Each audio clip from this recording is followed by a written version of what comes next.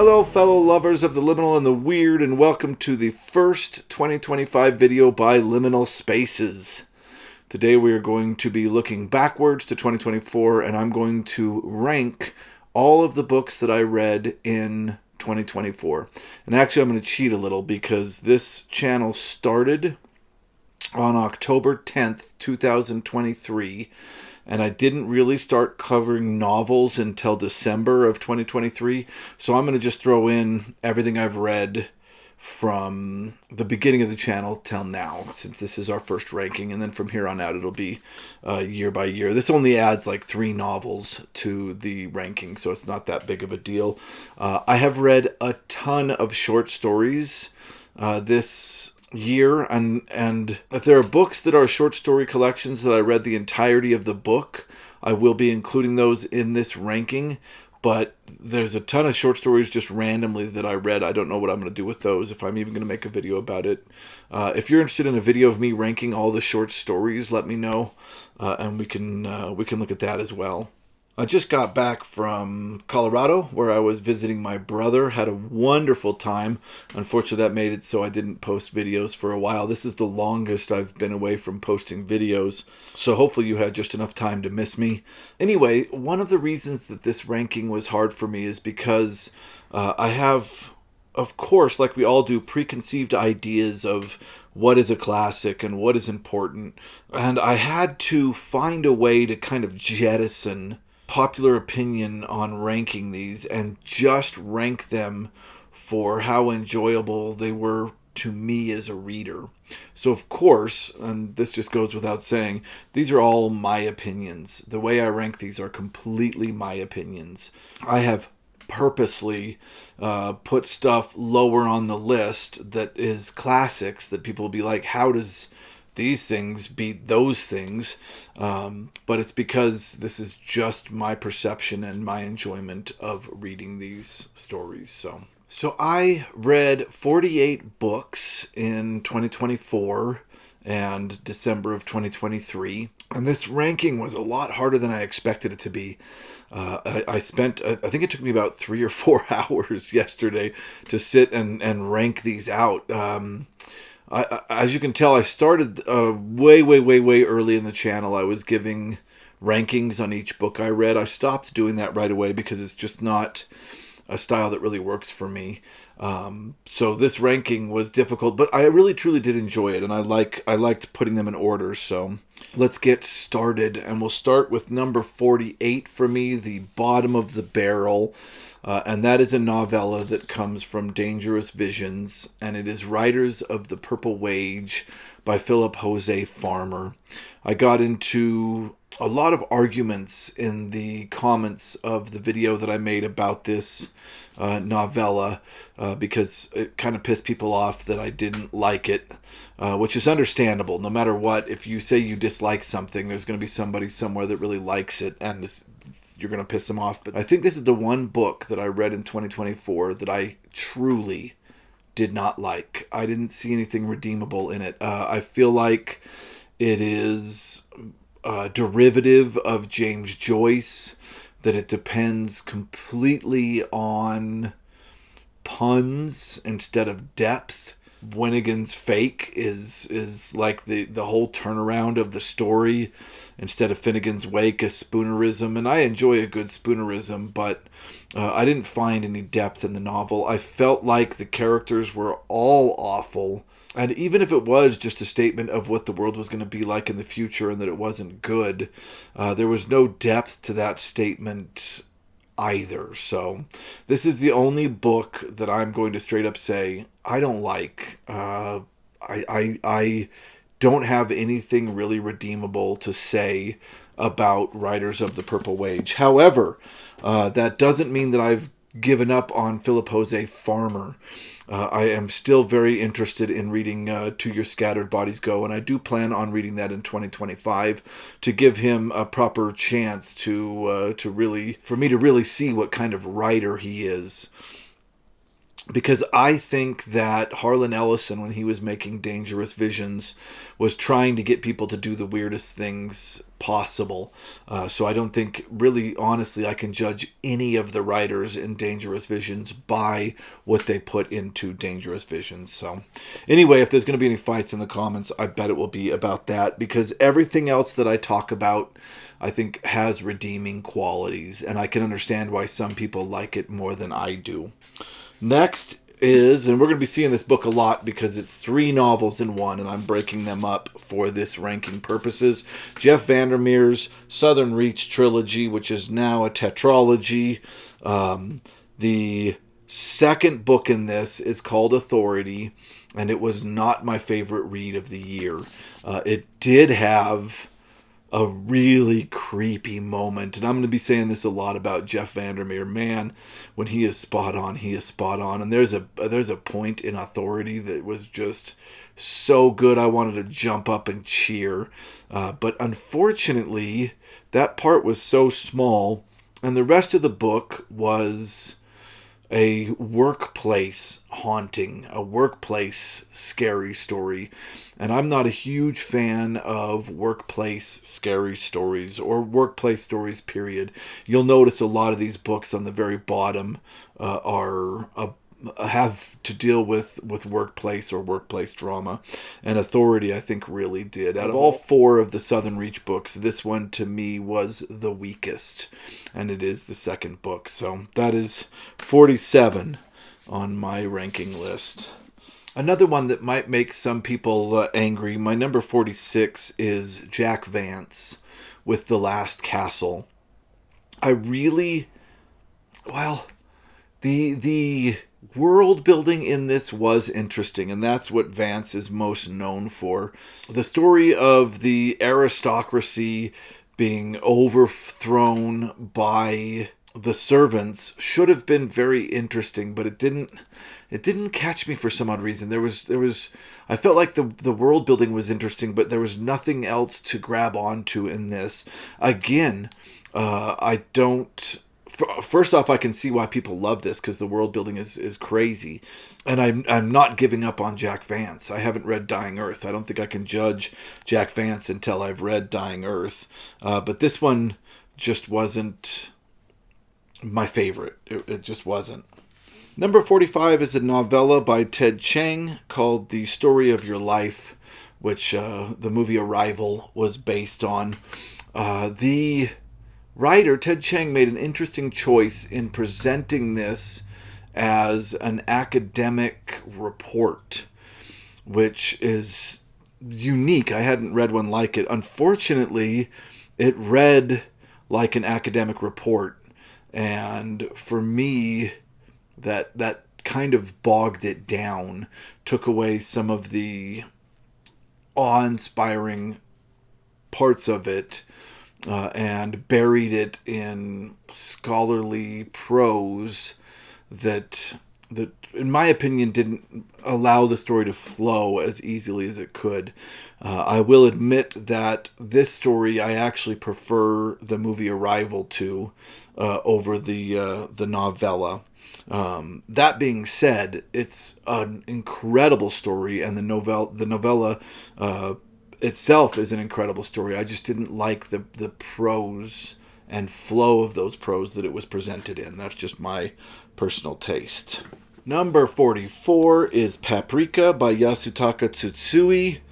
This is the science fiction novel that the anime was eventually based on. And this novel would be higher up on this list, but for me, only half of the novel was great. The second half of this was some of the weirdest, mind-bendy, psychedelic stuff that I've read in a long time, and I really enjoyed that. The first half was workplace drama that made Authority's workplace drama look positively interesting. This one, I just could not. The first half was such a slog, and it did make it above Authority, because the second half The whole second half of the novel, once I got through the slog at the beginning, was an incredible time. Whereas Authority, I felt like the slog was way longer than the slog in this book. But yeah, this is another book where I can say I think I prefer the movie. I like the anime Paprika better than this novel because all of my complaints about this novel, the anime fixed.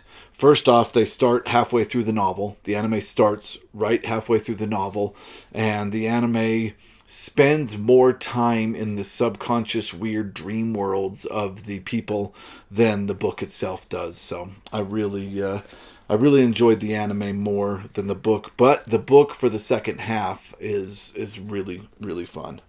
Number 43 is a book I haven't talked about on the channel yet because I finished it on my drive home from Colorado. And that is Absolution by Jeff Vandermeer. And I'll be making a video about this soon, talking about this. This has the same problem as Paprika. Not that it's a mundane workplace novel, but just that the beginning's a slog. I mean, I'm not going to lie, it was a slog, and it was a long slog. This thing is... Oh my god, that scared the crap out of me. And I didn't notice that there was a bug-looking thing smashed in there. House centipede, I'm sure. This thing is 437 pages.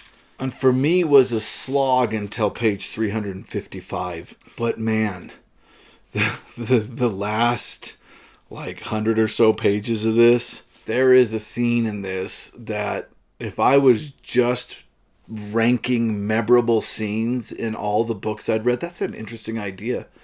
It would be interesting to just rank all the scenes from books that I read in a year.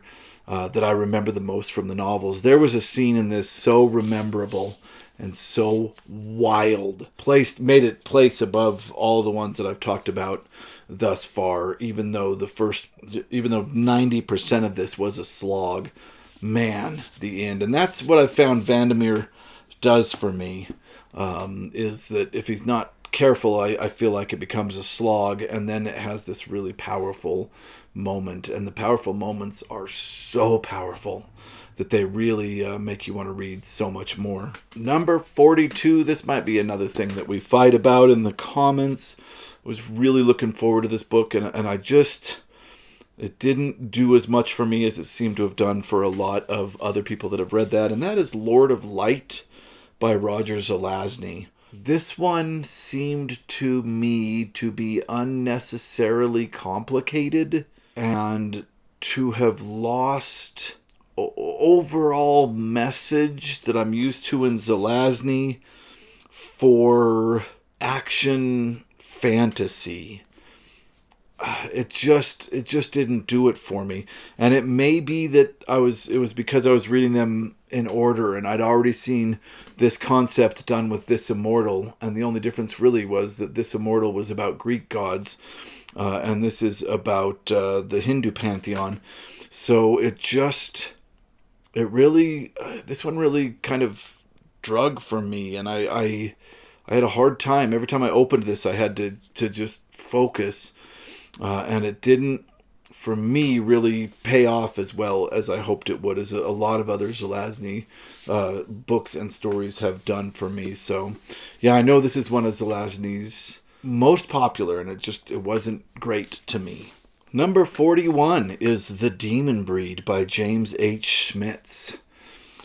This was a really enjoyable read. It actually was. It's about a woman who uses her intelligence to force a group of aliens to believe that they're dealing with powers much greater than they actually were, and to stop an invasion.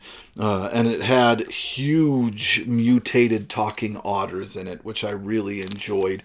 This is only low on my chart because it's not the type of book that I usually look for, in the sense that this is an action novel kind of a pulp action novel more than the kind of deep, mind-bending, philosophical science fiction that I usually look for. And there's nothing wrong with that. That's just completely down to taste.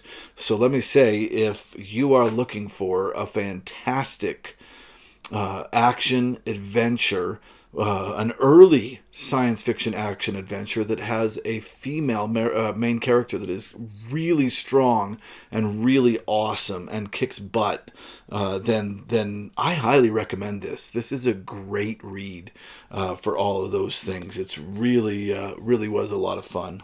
Number 40 is The Castle by Franz Kafka. This is one of the moments that was super weird for me putting this together, because this is considered, a hugely important classic in literature. And I'm putting a lot of science fiction above it, but who cares? One of the reasons that I was so excited to read science fiction is because I believe that it is an undermined literary genre that really has a lot of thought-provoking stuff in it. But yeah, this I read because it was apparently an inspiration on Haruki Murakami for Hard-Boiled Wonderland and the End of the World. And I wanted to read the two books that he mentioned inspired that novel, and we'll get into the other one later. And this was one of them. And I actually really do enjoy Franz Kafka. In fact, I think I have the first line of the Metamorphosis memorized. One day, Gregor Samsa woke from bad dreams to find himself transformed in his bed into a monstrous vermin. Something like that. It's one of the only stories that I've ever memorized the entire first line. I loved it. It was one of my favorite stories when I was growing up. I also really think that although both this and The Trial were unfinished pieces, I think his name is Max Brod or Max Brod. Max Brod was able to add a little short story about a man confronting the law to the end of The Trial that wrapped it up. And I feel like The Trial is a much better read than this. That being said, this is an incredibly fun, absurd read. I really enjoyed it. I love the description of the town in the snow, and that really the story started strong with a lot of descriptions of the setting, but that went away pretty quick. And this story becomes a meditation on bureaucracy and how useless bureaucracy can become when it's weighed down. It also, I think, became a meditation on what it means for a person from one culture to try to step in and live in another culture. And it's really very interestingly done. I love Kafka. I love Kafka's prose. And it was enjoyable to read. But I felt like it got sloppy the more it went through, and in the end did not end in any satisfactory way, which of course Franz Kafka thought this was incomplete and wanted it burned. So Franz Kafka was aware that this did not end, and when it was published we were all aware that it did not end, but it's still a really wild, wonderful read. And if you are in any type of bureaucracy in your day-to-day work and you find that it is insane and asinine, this book will be enjoyable to you, I believe, just for its the way that it mocks that.